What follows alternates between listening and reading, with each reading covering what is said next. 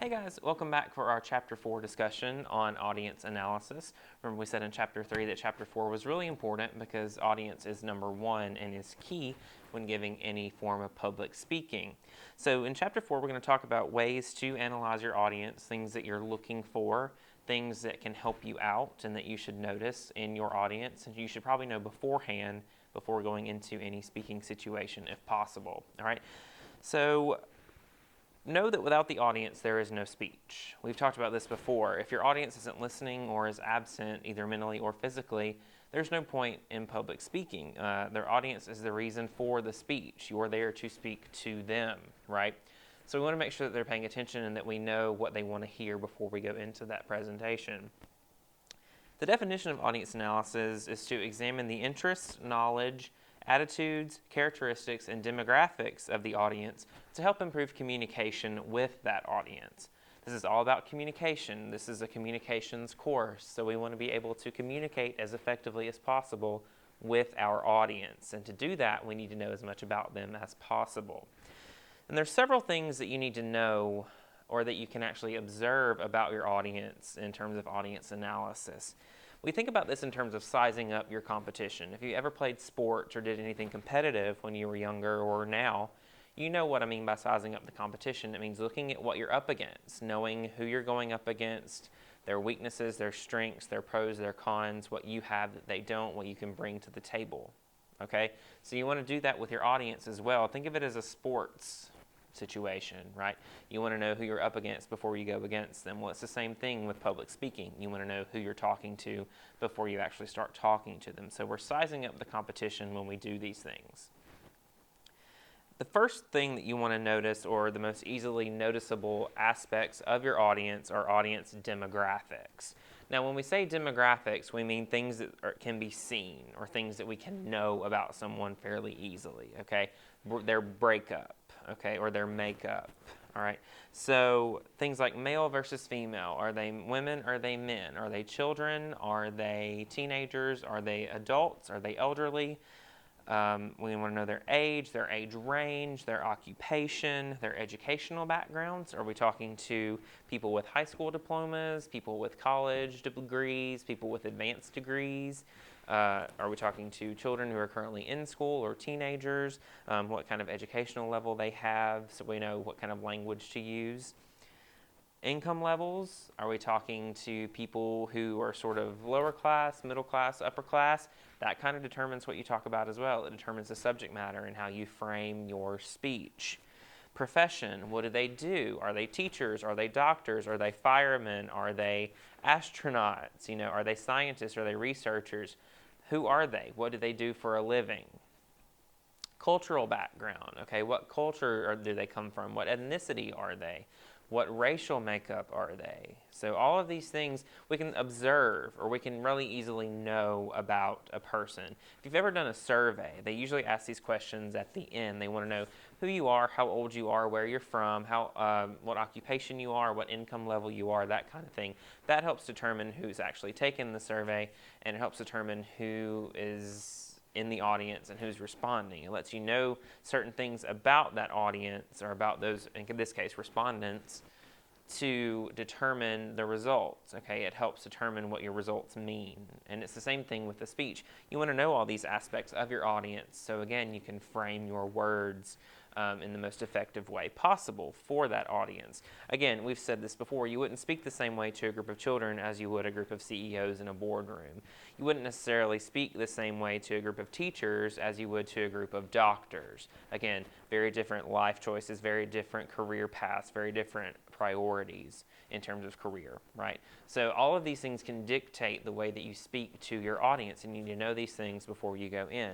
If you've ever been invited to speak to a group of certain people, maybe they are all part of a certain social group or all part of a certain career, right? You need to know that going in, okay? Number two, you need to examine your audience interests, okay? You need to know that before you go into your speech. You need to make your topic something that will be interesting to that audience, okay? Again, that can be dictated by any number of those demographic factors, especially career or education. if you were going to speak to a group of biology students, you wouldn't necessarily want to go in talking about sociology or communications for that matter, because it's not as relevant to them. I wouldn't want someone coming into my communications courses talking about astrophysics, right? Because it's not relevant, it's not interesting to my students, especially upper level students, right? Because they're very set in their path. It's not in their field, it doesn't rectify or resonate with them, okay? So you want to make sure it's interesting to that audience, okay? If you're there to speak for a specific reason to a specific group, make sure your speech, your presentation is relevant to that group and will be interesting to that group, okay? So demographics, interests, and their knowledge level is number 3. So your audience's knowledge. Again, this goes back to education, but also just sort of worldly information as well. What is their knowledge of your topic? Do they have a pre-existing knowledge of your topic? Okay. Again, we talked about this in previous lectures. You don't want to bore them. You don't want to tell them information they already know. You need to present new information to them. You don't want to speak below your audience, right? And what I mean is like speaking down to them. You've heard people say that before. They don't want to be spoken to like a child, right? They want to speak on the same level. You want to be on the same page as your audience. If you speak down to them, you're going to bore them, okay, or they may be a little insulted even. But you don't want to speak above them either. You don't want to speak above their knowledge level or above their education level because, again, that is going to confuse them, right? And it just flies over their head. And this doesn't necessarily mean academic education. This could mean sort of industry knowledge as well, okay? If you're coming in to this very rural group in the middle of nowhere with all this very sort of technological, high-tech, Silicon Valley kind of information, that may fly over their heads initially because they're not used to that kind of information. So you want to make sure that what you're saying is on the same level with your audience. You want to be on the same playing field, sort of level ground with them. Because again, if they're bored, they're not going to listen. If you speak down to them, if you speak above them, it's just going to fly over their heads and go in one ear and out the other. They're not going to process any of it because they can't. Okay, so their knowledge level about your topic is very important as well. Number 4 is your audience's attitude, okay? And we've, again, discussed all these things prior, but this makes more sense in talking about analysis as a whole. Their attitude. Are they in favor or opposed to your topic? They're going to react differently if they're in favor of it or opposed to it. So again, if we go back to that sort of cliche example that we used before of abortion, there's very pro-life and very pro-choice people out there in the world. If you are a very pro-choice person walking into a room of staunch pro-life advocates, then they're going to react to you very differently than other pro-choice people would to that same information, right?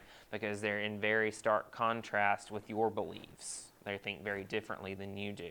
You need to know that going into the speaking situation. You need to be able to react to that if they do give you any sort of negative feedback or pushback to what you say. If they're in support of that topic, that's great. They're going to agree with you. They'll probably be even more critical of what you say because they probably already have a pre-existing knowledge of what you say if they feel the same way about it as you do. But if they're very not in support of what you're saying, you need to be able to react to that and go with that and address that in your presentation. You need to be able to deal with that because the reactions there are very different, okay? And your speech would be very different depending on that speaking situation as well. So you need to be able to use that to your advantage if you're walking into that situation, okay? And number 5 is conventional wisdom. You need to know what's going on in the world. You need to know or be up to date on conventional knowledge. What we call conventional knowledge is just well-known facts in the world, okay? We know that politicians use this information readily to sort of figure out what their constituents want to hear, what issues they have on their mind. A big one now, politically, of course, is immigration. Okay, so we know that there are issues with illegal immigration and our new administration and that kind of thing going on these days. Other issues in the world, there are issues with Russia, obviously, right now. So again, political issues. It's really easy to stay up to date on this if you just watch the news every once in a while. But you need to kind of know what's going on in the world. You need to know what's happening around you. Okay, because other people are seeing that same information. You don't want to come in and say something vastly different than what's just already out there, okay?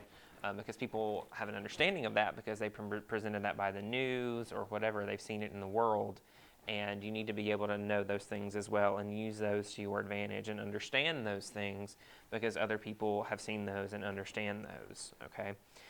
It's the popular opinion of the time, okay? So another example is global warming. We know that climate change, or that the world is getting hotter, right? We've gotten hotter over the years, the decades, the centuries, whatever, and for whatever reason. It may be human caused, it may be just a cycle that the earth is going through, right? There's other explanations out there. But we know that it's a thing that's happening, okay? Whatever the reason may be is still debatable depending on who you ask. But we know it's happening, and you need to know that's happening too. You can't at this point say that the world isn't hotter because it is, right? We just may not know the exact reasoning, okay? So again, that's just an issue of conventional wisdom that is just a truth, okay? And you need to know these things going into presentations, okay? You need to know what's going on in the world. And then the last thing that you need to understand about your specific audience is their physical characteristics, okay? What's their height? What's their weight? What's their style? I have no style, right? I wear things like this all the time. What's their fitness level? What's their gender? Are there any disabilities in there, right? This is important, okay, because you don't want to necessarily offend someone based on any physical characteristics. I'll give you an example. If you were going in and giving a speech on how to go mountain climbing or rock climbing, and there were people in your audience with physical disabilities, okay? So someone who clearly probably wouldn't be able to do those same things or climb that mountain without some assistance, okay, physical or otherwise, right? You need to know that about your audience so you can adjust your speech to maybe include some alternative methods of doing that for someone with disabilities or someone that's wheelchair bound or has to use crutches on a daily basis, right? Another example, if you're going in to a group, if you're going into a fitness classroom maybe, and there are people in there who are overweight, you wouldn't want to go in there and say, well, here are 5 easy steps to get rock hard abs in a month, right? Because that's probably not going to happen. That's going to end up offending some people in that group because it's not realistic, right? You want to use those physical characteristics to your advantage because you want to be able to address any of those that may come up if you're talking about things that involve physical attributes. So again, if your group was full of women, you would want to address that group as women. You probably wouldn't say the same things as you would to a group of just men, right? So you need to be able to use that to your advantage when giving your speeches. You need to use all of these aspects. You need to be able to know these about your audience before you go into that as much as possible. Now, sometimes you may not be able to figure these out beforehand. If you're doing an impromptu speech or you've been asked to come speak to a group of people that you've never met before, you probably won't have a lot of time to get that information before you go in. So there's ways to figure these things out once you get into that speaking situation really quickly, okay? There are methods of audience identification, okay, and audience analysis that we're going to talk about right now. And it depends on the amount of time you have to prepare. Again, the best ideal situation is that you have time to prepare way beforehand. You get to know exactly who's going to be in the room, and so you can address your speech directly to those specific people. That's not always the case, though. So there's some things you can do to sort of remedy that, all right? The first method of audience identification and analysis is just what we call observation, okay? This is, you're in the room, you've gotten into that speaking situation, you see who you're speaking to, you're just scanning over the audience, looking them over, seeing who's there, some of those physical attributes and some of those demographics that you can gauge really quickly. So again, ethnic makeup, racial makeup, gender, that kind of thing. You'll be able to tell those really quickly based on just physical observation and scanning the room, okay? benefits of that, pros to that, are that it's really quick and easy, and it gives you a really sort of decent overview of who you're speaking to in terms of physical attributes and physicality. The cons of that are intense and kind of serious in that it can be inaccurate, or very inaccurate, and stereotypical. Just because someone looks a certain way doesn't mean that they necessarily believe or act a certain way, okay? This is true in terms of sexuality or belief systems or anything like that, religion. You can't necessarily tell those type of psychographics just from looking around the room. Okay, psychographics meaning thoughts, beliefs, attributes, mental attributes, that kind of thing. You can't necessarily tell those just from observing the room. It's good in a pinch because, again, you don't want to go in there and not look at your audience. You want to know who they are as much as possible. But at the same time, it's detrimental because you can't tell anything below surface level about them. Okay, and that can lead to stereotyping and inaccuracies. Okay? So again, the observation is helpful just because, again, it gives you that basic overview of the audience. Okay? The second method of doing that is what we're going to call group identification. Okay, and this is preferably before you've been asked to speak somewhere or just before you're giving a presentation. It helps if you have an informant on the inside. So someone tells you information about a certain group, okay? If you are a motivational speaker or a promotional speaker and you're going to speak to a group that works at a certain office, someone in that office may be able to tell you certain things about that group, what they believe, what the company values are, kind of who each individual kind of is in the company, that kind of thing, who's important, who's kind of not as important in the totem pole of that company, right? It helps you know the group's values, okay? It lets you know, why they're there, who they are, a little bit of their value system, because if they're part of a group, they probably share the same values, right? So that can help you, again, eliminate some of those maybe inaccuracies and stereotypes that you would have just from observation. But at the same time, that group may still see you as an outsider. If you come into the group and you haven't directly interacted with them before, but you know these certain aspects about them, they may have a little bit of trust issue with you. They're like, oh, how do I know, this person? How do they know these things about me already? I've never met him. How do they know all these things about our company when we've never spoken before? So it can lead to a little bit of distrust, and they can see you as an outsider. You always want to be seen as an insider. You want to get as inside as possible with that group. If they see you as an outsider, their trust is kind of going to go out the window really fast. So you want to be as, again, honest with them as possible. You want as much information as possible, again, but you want to get that as ethically and easily as possible. Okay, so group ID, again, is a little more in-depth than just observation because it does give you a little insight into the value system of that company and of those individuals. Okay, the third method, and the most, ideal way that we would do this is called in-depth inquiry, okay, or inquiry. It's in-depth because in that method, you do interviews and questionnaires with each person who's going to be attending that session, that speech, okay? At that point, it gives you a deeper understanding of each individual person on that individual and unique level, okay? You ask them the same questions, they give you their own unique responses. You're able to tell all of the same information about each individual in that room, okay? So again, you know exactly what each person believes, you know exactly their physical attributes, you know their psychographic factors, their demographics, you know their income level, you know their education level, you know their ethnic background, you know as much information as you can or you can get them to fill out beforehand. Now, that is very, very time consuming and requires a lot of effort, okay? You need a lot of time beforehand for them to send back the information to you. And a lot of times, if you send them a survey or a questionnaire or something, they won't even send that back to you, okay? So that effort is kind of lost there.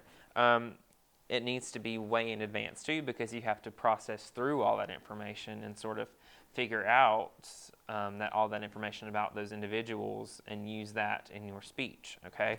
But again, it's a lot of effort on your part as a speaker because you have to prepare all that information, process that information, and then place that information in your speech, okay? It would be very valuable to know that about each individual, but again, it's going to get lost probably because if you're speaking to a large group, there's really no way to cater your presentation or your speech to each individual. There's going to be some overlap, there's going to be some discrepancies, right? But again, it's time consuming, and that's the biggest detriment to that, okay? So again, the point of this is that you just need to be able to know as much about your audience as possible before you go in. Any of these methods will work, right? As long as you're getting some kind of information about your audience. And again, because they're key, right? They're the key to this whole situation. You need to be able to know about them before you go in and speak to any of them to make sure that they're saying something that they need to hear, something that they want to hear, something that will help them and benefit them in the long run. You're giving them new information, okay? So that's why audience analysis is so important. And using any of these methods, this observation, this group ID, or this in-depth inquiry can be really helpful, okay, as long as you get some kind of information about them, okay? In addition to their individual factors as an audience, you need to be able to identify the specific speaking situation, okay? And your speaking situation is essentially the environment that you're speaking in, you know, what the room is like, what the atmosphere is like in the room, and you need to be able to gauge that. Are people happy? Are they kind of upset? You know, are they sleepy? Are they tired? Are they hungry? How are the acoustics in the room? Do I need a microphone? That kind of thing. That's the speaking situation, all right? And there are specifics to this situation. The first one is just the size of the audience, okay? That affects the interaction that you have with the audience and also the formality of the speech, okay? I'm not considering what I'm doing right now very formal because it's just me one-on-one with my students, right? Clearly, I'm still in a t-shirt and not very formal. But the formality of the situation will really affect the interaction that you have with the audience. If you're just speaking to a group of your friends, or especially, you know, the two people that you're speaking to when you give your presentations for this class, it's probably a little informal, right? It's not as formal as it would be if you were speaking to a large group of people in a boardroom, in an auditorium, in a classroom, that kind of thing. So the formality is different. The speech is different because of the level of formality, okay? If your audience is larger, you have a little bit less interaction with them. In a smaller group, you're able to interact with each individual more, right? You're able to look at each of them in the eyes and interact with them physically a little bit more versus, you know, speaking to a full auditorium, you're probably not going to look at everyone. You're probably not going to be able to gauge their body language like you would in a small group and react to that, right? So the group dynamic kind of changes the speech as well. So that is very important in the speaking situation, okay? You need to be able to adapt to that. So if originally you're talking to a small group of people and more people continue to walk in as you're speaking, you need to be able to address that and adapt to that changing audience size. If people start walking out, it's the same thing, right? You need to be able to adjust your speech to that differing audience size as you go. All right, so audience size is part of the speaking situation. Another important one is the environment. The environment, but also the speech environment, right? Where are you going to be speaking? Okay, what room are you speaking in? How are the acoustics, right? Is it formal or is it informal? Is it a large space or a small space, okay? Will you be standing or sitting? I'm sitting right now. Usually when I speak to a group during a lecture, I'm standing and walking around the room. But for you guys, I'm sitting, so that changes the dynamic as well. The body language is different. The movements are different, okay? So you need to be able to adapt to that as well. If you are in a small group, you probably don't need a microphone, right? The acoustics are probably okay. They can probably hear you well. If you're speaking to a large group, you may need a microphone to sort of amplify and project your voice so they can all hear you. Because again, if they can't hear you, there's no point in speaking, okay? So the environment, again, dictates part of the speech situation as well. Where are you speaking? How is that going to affect the speech itself? All right? Next is the occasion, and we've talked about this a little bit before, sort of the reason for speaking, okay? Is it a commencement speech? Okay, is it a graduation speech? Is it a town hall meeting in your local town or city? Okay, a city council meeting. Are you in an office? Okay, are you speaking to your coworkers or your bosses? Or people who are under you, right? Are you in charge of people? Are you speaking to them? Do you speak the same way to them as you do your higher ups, right? It's a different dynamic. Are you speaking to a team? Are you a coach, right?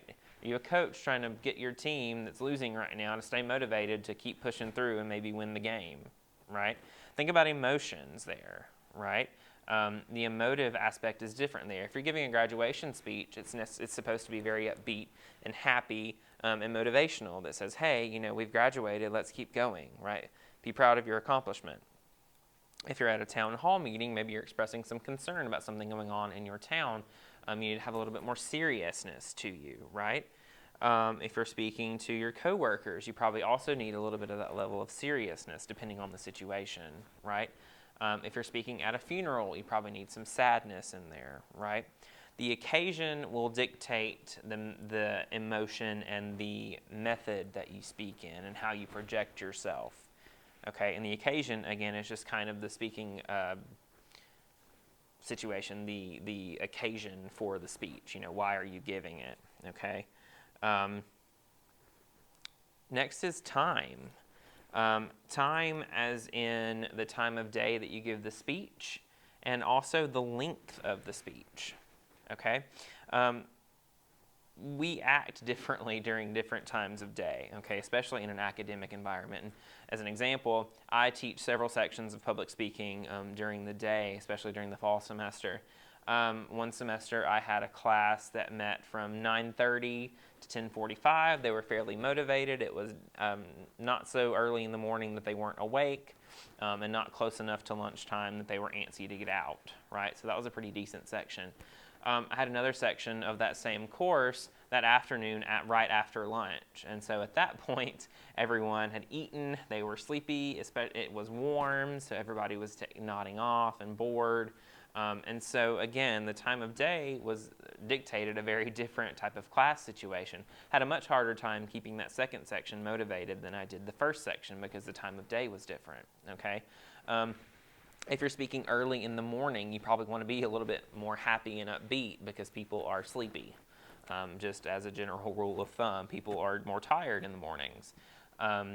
If you're speaking more at night or toward the end of the day, same kind of thing, because people are antsy and are getting tired. They've had a long day, right? So you need to keep them motivated and engaged with that speech. The time of day will really dictate how you present yourself. Okay, if you're doing a lunch meeting or a lunch presentation, you're sort of a keynote, maybe at a banquet or something. You need to be engaging enough that people are focusing on you as well as the food they're eating. Okay, so again, all of those different time slots will dictate a different type of speaking situation, and you need to be able to adapt to that. Same kind of thing, the length of the speech will dictate how people react to it and the kind of speech you need to give. If it's short and sweet, right, it's not as big of a deal. They're probably going to pay attention to you, and for these speeches that you guys do, 3 to 5 minutes, that's enough time to keep someone's attention for that short amount of time. If you're giving a longer speech than that, so 10, maybe 20, 30 minutes, an hour, if I'm doing a class lecture for an hour, I need to be engaging the whole time. You can't taper off because, again, you're going to lose their interest and they're going to lose their patience with you, right, if you're not engaging and making them entertained, okay? So the length of the speech will also dictate their attention level and how engaging you need to be. You need to be engaging the whole time, but you have a little flexibility when they're short because ideally they're going to be engaged for that short amount of time anyway. People have really short attention spans, and so you need to be able to maintain their attention for as long as you can. You do that through engaging content, you do that through emotions and humor, telling stories. All of those things can keep people engaged, and they can add length to your speech if you need it, okay? So again, the time of day and the length of what you're saying can really dictate different attitudes toward your speech as well. And then the last one goes back to the occasion. It's how important is the occasion? How serious should you be, okay? What content should you use? Again, that will change based on the speaking occasion. Commencement, funeral, wedding, all of those things will dictate different content and different levels of seriousness, okay? So you need to, again, know that speaking situation really well before you go in, to know if it's okay to use a little bit of humor, or if you need to sort of tone it down a little and be a little more somber. If you need to throw in some motivational quotes or something like that, all of that will be dictated by that speaking situation. Okay? So again, also, in addition to the audience, you need to know the speaking situation itself. Okay? All of these things are sort of really, really important to help you be as effective as possible when you're speaking. Okay? If you can know all these things, in addition to writing a really effective and motivational or useful speech, okay, then you'll be really successful in your overall delivery when the time comes. Okay? As an example, I use an example in my on-campus classes that sort of shows how this can change, or how your audience analysis can change your speech itself. You're trying to sell a truckload of Bud Light. So cheap beer, okay? And none of you should be drinking, but if you do, I'm not going to judge you. Trying to sell a truckload of Bud Light, all right? How many do you think you can sell? What's your selling point, and how you're going to convince them to buy based on these different groups of people, okay? So I've got a senior citizen home, so an old folks home, a nursing home, a fraternity house, a group of housewives, and a group of blue-collar businessmen. Okay, so think about those few examples, okay, those 4 different groups, and how you would sell beer to them. Now, I'm not going to make you actually do this, but it's a really good sort of thought-provoking example to see how you would change that dynamic based on those different groups. You would probably sell very differently to the group of housewives than you would the group at the fraternity house, right? Because, again, very different groups of people there. Also to the nursing home, right? How are you going to sell beer to them, right? Those are usually pretty fun examples of how you want to sell beer to the old people at the nursing home. But again, it's sort of a kooky example, but it does show that your audience will change how you present your information, okay? So you need to always know as much as you can about them in the long run to make your speeches more effective, okay? And that's why Chapter 4 is one of the most important chapters that we're going to cover in this course, because it does go into methods of analyzing your audience. And again, I'm going to repeat it, but your audience is number 1, okay? You're speaking to them and for them, okay? So make sure that you know as much about them as possible. All right, that's Chapter 4. We'll post Chapter 5 pretty soon. Chapter 4 starts new content for quiz number 2. It will cover Chapters 4, 5, and 6. So again, look over your notes that I posted for you. Look over Chapter 4 lecture video, and also look over Chapter 4 in your textbook. Your quiz questions come from your textbook, so make sure that you are looking over that as well. Thanks.